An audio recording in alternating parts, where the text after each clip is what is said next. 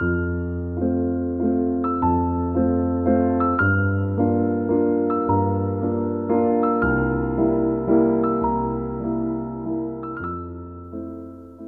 وقتتون بخیر. میخوام راجع به گوش دادن روانکاوانه طی 2 ویدیو صحبت کنم. ببینیم که تو اتاق درمان ما به چه چیزی گوش میدیم به عنوان روان درمانگر تحلیلی. شاید بپرسیم اصلا ما چرا گوش میدیم به یه نفر؟ چرا ما تا این حد مشتاقیم که صحبت آدم ها رو گوش بدیم؟ دلایل متعددی وجود داره واسه اینکه چرا ما اینقدر با اشتیاق وای میسیم که ببینیم آدم ها چی میگن و چی کار میکنن.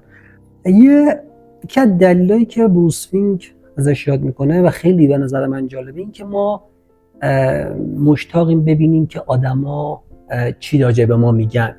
وقتی یکی داستانی تعریف میکنه ما دوست داریم ببینیم که ما کجای داستان اون قرار داریم، ما چجوری میتونیم خودمون رو توی داستان اون پیدا کنیم.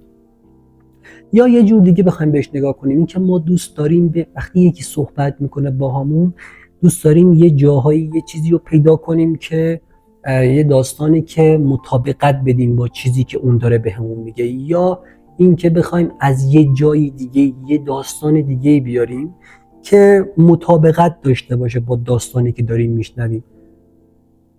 وقتی شروع به شنیدن آدما میکنیم، دیدیم دیگه، مثلا سعی کنیم یه جوری وایسیم ببینیم که مثلا بهش بگیم که به اصطلاح روزمره مثلا ما انگار بدبختیم یا ما خوشبختیم، انگار بخوایم یه چیزی از تو دل داستانش در بیاریم که به ما مربوط میشه.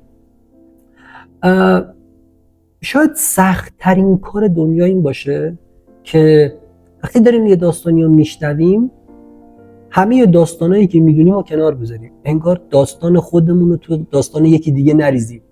انگار بخوایم وقتی به یکی گوش میدیم هر اون چه که میدونیم و نمیدونیم رو کنار بذاریم و شروع کنیم به شنیدن آدما، ببینیم چی دارن میگن. کاری که روانکاوها انجام میدن چیزی شبیه به همین موضوعه که انگار به روایتی گوش بدیم با کنار گذاشتن تمام داستانایی که میدونیم، انگار که یه چیز جدیدی قراره بشنویم. بروس فینک نقدی میکنه به نانسی مکویلیامز که مین اینسترومنت روانکاوی رو امپاتی میدونه، یا به اصطلاح کوهوتیان ها اینتروسپکشن. یعنی ما واسه فهمیدن دیگران باید به خودمون نگاه کنیم که ببینیم که چجوری میتونیم یکی دیگر رو بفهمیم. اما نگاه کردن به خودمون و داشتن یک تجربه مشترک و فهمیدن خودمون لزوما از نگاه بروس فینک لزوما منجر به فهمیدن یکی دیگه نمیشه. کما اینکه ما میبینیم که یکی به همون میگه که مثلا یک تجربه داشته از یه رابطه اومده بیرون، بعد همین یک جمله ساده که بهش میگیم که خیلی سخت بوده، بعد انگار ما بخوایم که از تو دل تجربیات خودمون بگردیم یه چیزی رو پیدا کنیم که شبیه به تجربه اون باشه و کلیم بندازیم که این سخته. یعنی بیرون اومدن از یک رابطه میتونه سخت باشه، در حالی که میتونستیم وایستیم و چیزی نگیم و از خود طرف بخوایم که واسمون توضیح بده که اصلا بیرون اومدن از توی رابطه یعنی چجوریه، و انگار که نخوایم یک داستانی رو توی دهنش بذاریم و بذاریم که خودش یه داستانی رو برامون بگه. خیلی سعی میکنیم ما توی دنیای روزمره، گاهن روانکاوها، ما فکر میکنیم اگه تجربیاتمون رو گسترده تر کنیم میتونیم یه راهی پیدا کنیم واسه بهتر فهمیدن آدما. نگاه اصلا فکر میکنم که اگه 10 تا سفر برم، 20 تا سفر برم، 100 تا نمیدونم کار مختلف انجام بدم، میتونم با همه این کالکشن‌ها بتونم حالا وقتی یکی داستانی مثلا تعریف میکنه بگم آها پس منم این کارو کردم، منم این تجربیات داشتم، انگار از تو دل داستان خودم میتونم یکی دیگر رو بفهمم.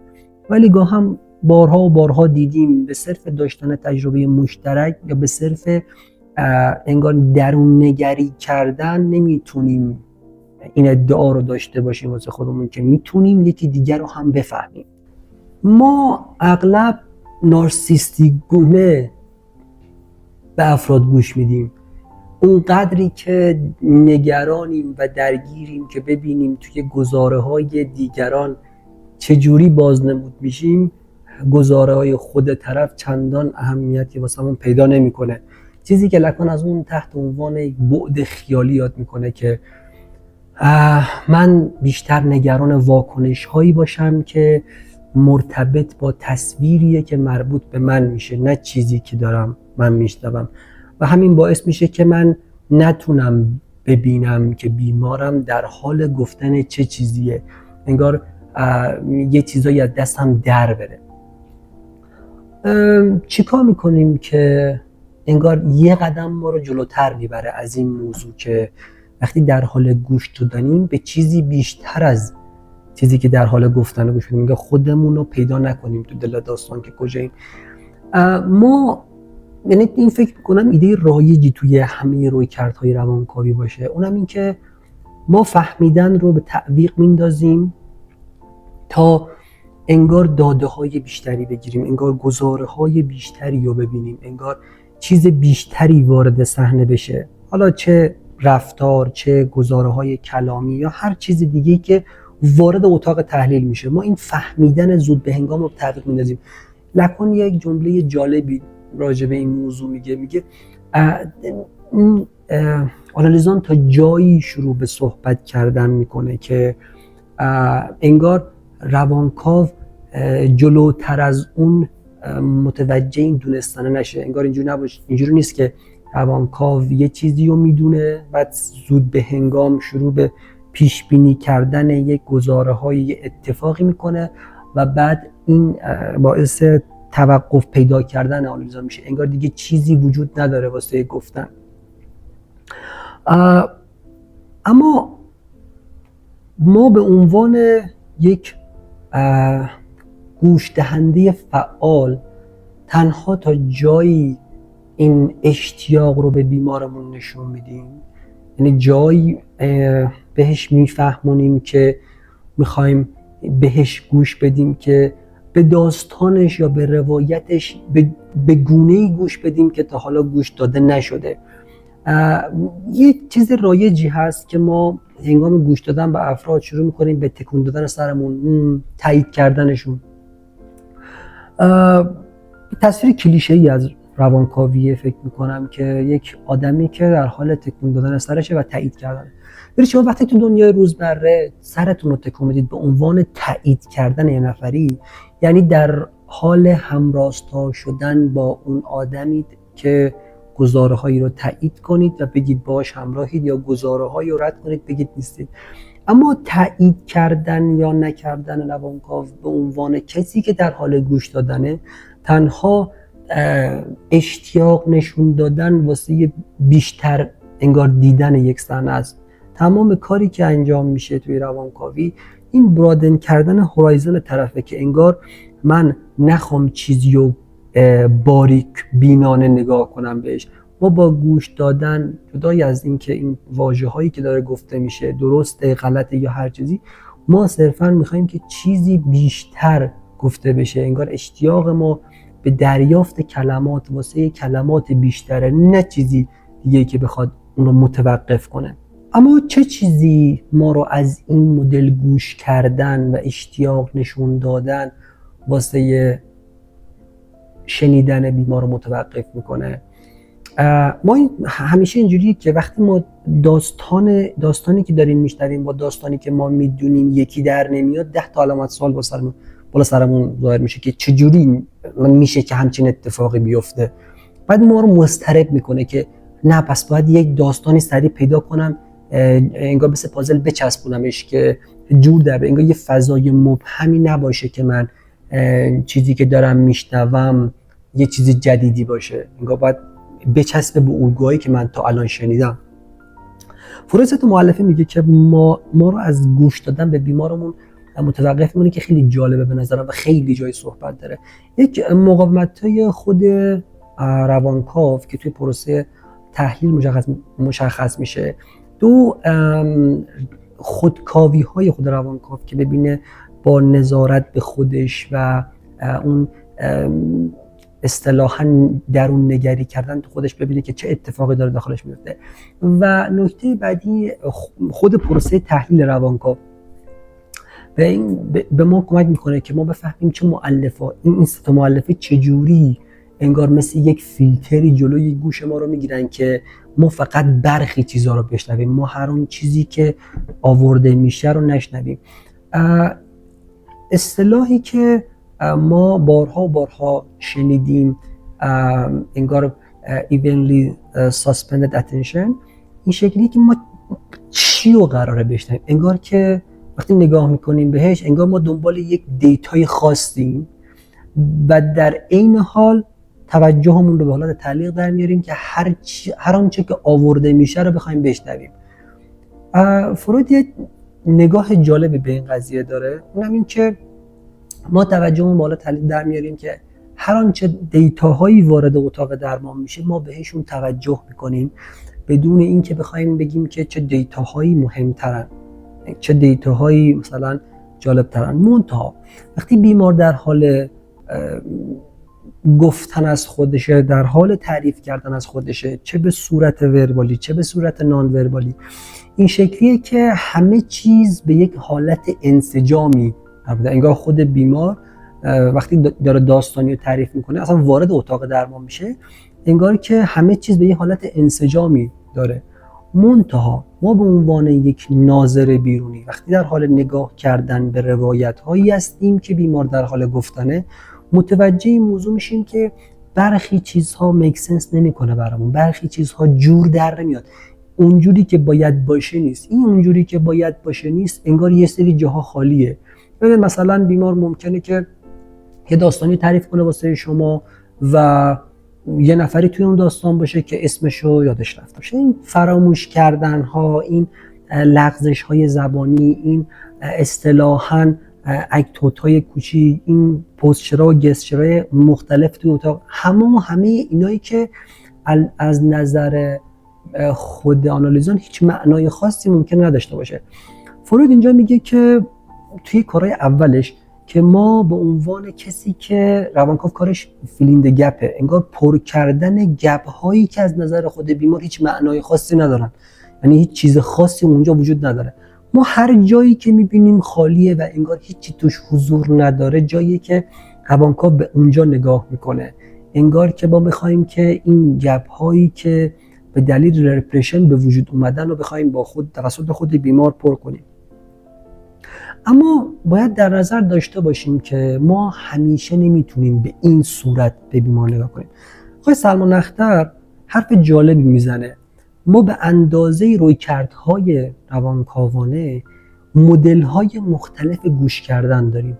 انگار که انتخاب کردن و اتخاذ کردن یک مدل نگاه روانکاوانه منجر به انتخاب یک مدل گوش کردن منحصر به فرد میشه. منتها باید در نظر داشته باشیم که این انتخاب کردن انگار به صورت خیلی رادیکالی این شکلیه که ما نمیتونیم ببینیم که هر بیمارمون انگار به نحو خاص خودش باید شنیده بشه. ما نمیتونیم انتظار داشته باشیم همون جوری صحبت‌های بیمارمون رو بشنویم که بیمار نوروتیکه و بیمار بوردرلاین هم دقیقاً با همون پوزیشن بشنویم، با همون جایگاه، با همون صورت.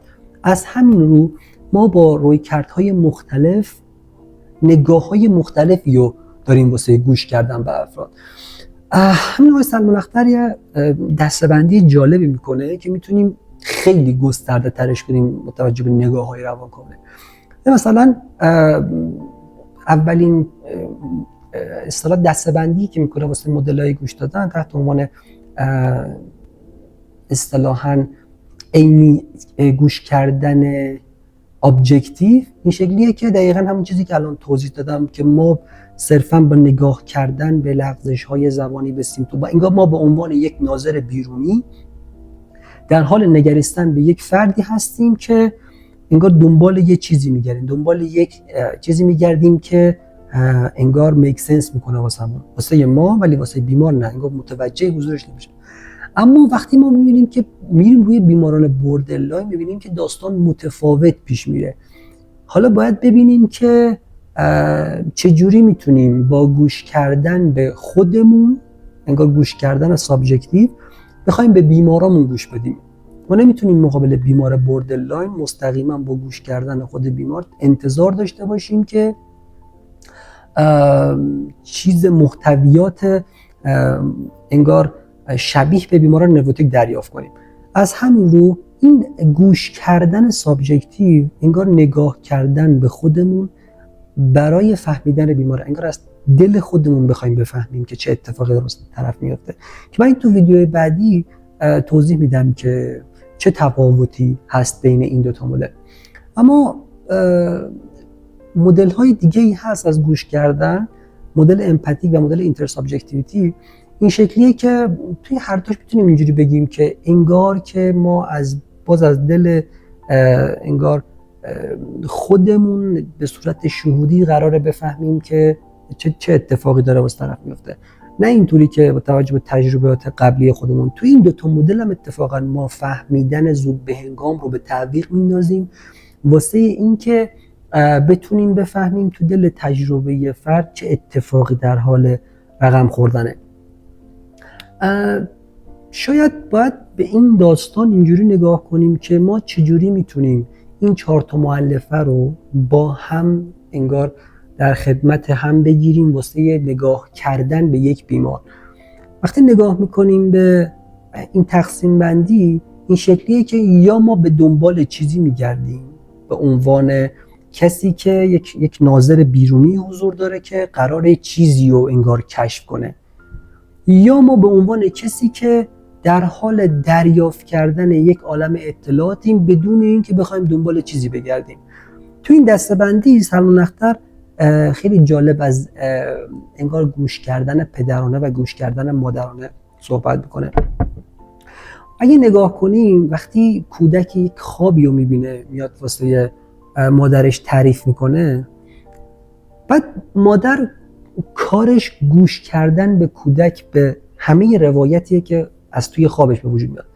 اون تا اگه مادر کمی مضطرب باشه، کمی مادری باشه که اصطلاحاً گود اناف مادر نباشه، شروع میکنه به این که داره یه خوابی رو از کودکش میشنوه و شروع میکنه به توضیح دادن که مثلا تو نمیدونم غذا زیاد خوردی یا این کارو کردی یا اون کارو کردی، حتما فیلم ترسناک دیدی. انگار که مامان گوشاشو گرفته و نمیخواد بشنوه که بچهش داره چی میگه.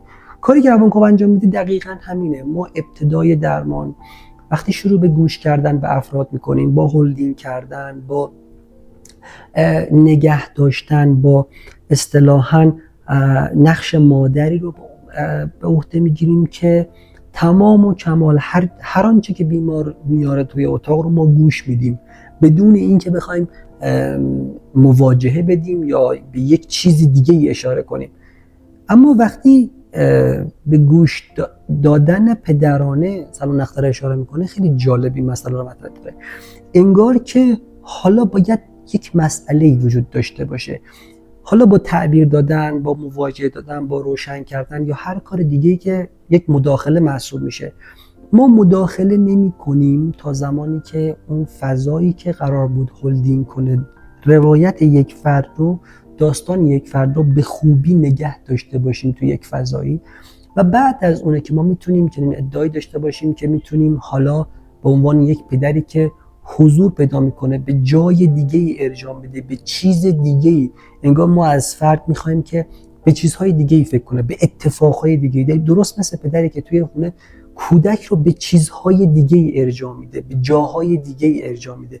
این باعث میشه که انگار نگریستن بیمار و نگریستن کودک به دنیای بیرون بیشتر بشه. توی ویدیوی بعدی من بیشتر راجع به این صحبت میکنم که چجوری حالا قراره با گوش کردن به خودمون در بیماران حالا بوردرلاین، بیشتر بیماران بوردرلاین، چجوری قراره بفهمیم که چه اتفاقی داره تو اونا میفته.